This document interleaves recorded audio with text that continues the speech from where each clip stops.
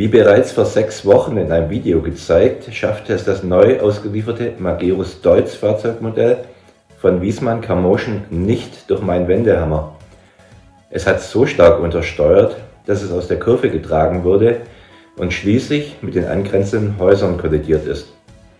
Der Mercedes-Benz Rundhauber, den ich schon einige Monate länger besitze, wendete an derselben Stelle jedoch völlig problemlos. Aber mein fabrikneuer Magirus Deutz war mit der engen Kurve ganz offensichtlich überfordert. Nach einem Umbau befährt der LKW auch den Mindestradius nun absolut zuverlässig. Was ich herausgefunden habe, ist, dass der Magirus Deutz im Auslieferungszustand wohl ein generelles Thema mit engen Kurven hat und ich auch nicht der Einzige mit diesem Problem bin. Deshalb möchte ich in diesem Video zeigen, wie ich das Fahrzeug umgebaut habe. Sollte ich falsch liegen und ihr tatsächlich einen Magirus Deutz LKW besitzen, der, so wie er ab Werk kommt, Kurvenradien nahe dem von Wiesmann empfohlenen Mindestradius bewältigen kann, so schreibt mir das bitte unbedingt in die Kommentare. Denn ich möchte behaupten, dass das ein generelles Problem dieses ansonsten wunderschönen Modells ist. Wobei ich ganz konkret nur Fahrzeuge auf Basis des Magirus Deutz Chassis meine. Egal ob den Muldenkipper oder mit einem anderen Aufbau, aber nicht die Actros-Modelle oder den Mercedes-Benz Rundhauber, die sehr viel engere Kurvenradien befahren können. Aber wer aus Platzgründen gezwungen ist, auf seine Anlage mit den Mindestradien des Wiesmann Carmotion Systems zu planen und ein Magirus Deutz Modell einsetzen möchte, kommt, so fürchte ich, um die hier beschriebene Nacharbeit nicht herum. Zunächst möchte ich mich aber für die vielen konstruktiven Lösungsvorschläge bedanken, die ihr mir nach meinem vorigen Video geschrieben habt und die letztendlich entscheidend mit zur erfolgreichen Fehlersuche beigetragen haben. Innerhalb recht kurzer Zeit habe ich so sehr viel über das Verhalten der Fahrzeuge des Wiesmann Carmotion Systems, aber auch des Pfeiler Car Systems gelernt und ich hoffe, ihr könnt auch ein klein wenig davon profitieren. Auf meiner Modellbahnanlage habe ich insgesamt 3 Wendeschleifen vorgesehen, wobei 2 davon aus Platzgründen sehr eng ausfallen müssen. Deren Durchmesser beträgt 16 cm und ist damit lediglich einen kleinen Tick größer als der von Wiesmann empfohlene Mindestradius von 75 mm. Bei so engen Kurven ist es natürlich wichtig, dass das Magnetband gleichmäßig und ohne Knicke verlegt ist. Dies habe ich mit Hilfe eines Untersetzers für Blumentöpfe versucht. Also viel sauberer und besser bekomme ich es nicht hin. Was erstaunlich wenig Einfluss auf das Kurvenverhalten hat, ist die Geschwindigkeit der Fahrzeuge. Zumindest solange man es damit nicht massiv übertreibt.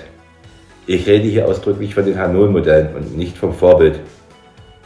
Während es der Magirus Deutz LKW im Auslieferungszustand nicht einmal in Schrittgeschwindigkeit durch die Wendeschleife geschafft hat, fährt er nun nach dem Umbau rasant schnell immer noch sicher durch die Kurve. Damit dürfte auch die Beschaffenheit des Untergrundes und die Haftung der Reifen eine eher untergeordnete Rolle spielen. Ich habe das zwar nur recht rudimentär untersucht, aber man sollte, falls man die Gummibereifung der Hersteller verwendet, auf allen modellbahntypischen Untergründen eine ausreichende Haftung haben. Egal, ob man seine Straßen mit Modelliermasse oder Gips, Straßenfolie oder, wie in meinem Fall, ganz einfach mit Fotokarton herstellt. Constanze Wiesmann vom Hersteller selbst meinte, bei einer Messe auf das Problem angesprochen, danke übrigens Axel fürs Nachfragen, es könnte an der Verwendung eines Fremdfabrikats beim Magnetband oder einer zu dicken Gipsschicht zwischen Fahrdraht und Schleifer liegen. Oder man solle an den kritischen Stellen doch 2 Magnetbänder verlegen. Aber ich verbaue tatsächlich das originale Magnetband von Wiesmann und zwischen diesem und dem Fahrzeugschleifer befindet sich lediglich 0,3 mm starker Fotokarton. Auch die Verwendung eines weiteren Magnetbandes, um das ausbrechende Gefährt wieder einzufangen, hat mich, ehrlich gesagt, weniger überzeugt. Wenn ich den Platz dafür hätte, dann könnte ich die Kurve ja gleich großzügiger machen. Eine Maßnahme zur Fehlersuche, die ihr mehrfach in den Kommentaren genannt hattet, war den Schleifer und die Vorderachse zwischen dem Problemkind Magirus Deutz und dem Mercedes-Benz Rundhauber, der den Mindestradius anstandslos durchfährt, zu tauschen. Das habe ich tatsächlich auch getan. Allerdings war es stets das Magirus Deutz Fahrgestell, das nicht durch die enge Kurve gefahren ist, egal mit welchem Schleifer und mit welcher Vorderachse. Was ich aber bei dieser Aktion gelernt habe, ist a, wie schwierig es mit meinen Wurstfingern gefallen ist, die winzige Schraube zur Befestigung des Schleifers einzuführen und wieder festzuschrauben. Aber auch b, wie wichtig es ist, diese Schraube mit dem richtigen Maß festzuschrauben. Denn dreht man sie nicht fest genug, so hat der Schleifer keinen ausreichenden Halt und kippt nach vorne. Dreht man sie aber wiederum zu fest, so ist der Schleifer und die Achse nicht leichtgängig genug und folgt dem Magnetband nicht zuverlässig. Wenn ich den Schleifer und die Achse selbst mit dem Finger bewegt habe, so konnte ich den Unterschied überhaupt nicht spüren. Bewegt man das Fahrzeug jedoch über dem Magnetband, dann bemerkt man, wenn die Schraube minimal zu fest ist, ein irgendwie ganz komisches Verhalten des Schleifers und er kippt nur von links nach rechts, ohne dem Magnetband so richtig zu folgen. Auch andersherum, wenn man das Magnetband am Schleifer vorbeiführt, sieht man rasch einen Unterschied.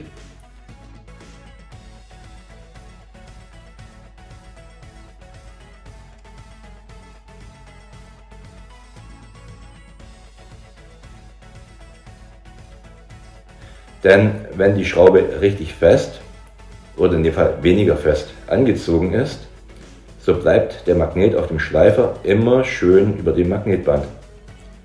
Wobei ich überhaupt nicht behaupten will, dass diese Schraube bei Wiesmann ab Werk nicht mit dem korrekten Drehmoment festgezogen ist. Aber nachdem ich die Achsen und Schleifer so oft auseinandergebaut und getestet habe, hatte ich erst gemerkt, wie richtig deren richtige Montage ist. Was ebenfalls einen gewissen Einfluss auf die Kurvengängigkeit der Fahrzeuge hat, ist deren Gewichtsverteilung. So konnte ich beim Mercedes-Benz Rundhauber beobachten, dass dieser, wenn man mit einer Beladung den Schwerpunkt zu weit nach hinten verschiebt, dieser plötzlich ebenfalls die Kurve nicht mehr bekommt. Auch beim Magirus Deutz habe ich es geschafft, mit einem Schwerpunkt zu weit vorne oder hinten das Verhalten noch einmal zu verschlechtern. Doch trotz vieler Bemühungen habe ich es nie geschafft, mit zusätzlichen Gewichten oder auch stärkeren Magneten das Kurvenverhalten merklich zu verbessern. Also ich denke, die Gewichtsverteilung ist ab Werk okay. Der entscheidende Hinweis in euren Kommentaren war der Hinweis auf den längeren Radstand des Magirus Deutz. Der Abstand zwischen Vorderachse und angetriebener erster Hinterachse ist bei diesem Fahrzeug tatsächlich ein klein wenig größer. Nicht viel, aber wohl entscheidend. Denn ich hatte ja zuvor geprüft, dass der Einlenkwinkel beider Fahrzeuge, Magirus Deutz und Mercedes-Benz Rundhauber, nahezu identisch ist. Ich hatte dabei aber übersehen, dass der Magirus Deutz, da er nun einmal ein winziges Stück länger ist, noch ein klein wenig stärker einschlagen muss, um denselben Wendekreis zu haben. Und das konnte er eben nicht. Aus diesem Grund habe ich erneut die Vorderachse mit Führungsschleifer ausgebaut.